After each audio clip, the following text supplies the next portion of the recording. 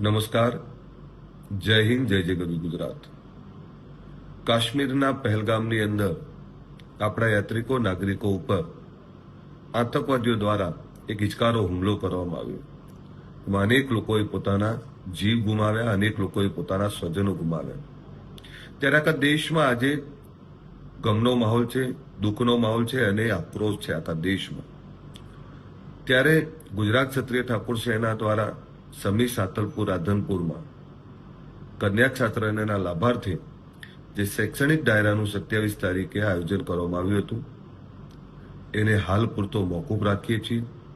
આવનારા સમયમાં નવી તારીખ પછી જાહેર કરીશું. પરંતુ આ દુઃખની ઘડીમાં એ તમામ સ્વજનોની જોડે છે જેમણે પોતાના સ્વજન ગુમાવ્યા છે. પરમાત્મા ભગવતી એમને આ દુઃખ સહન કરવાની શક્તિ આપે એ જ અભ્યર્થના સાથે જય હિન્દ, જય જય ગરવી ગુજરાત.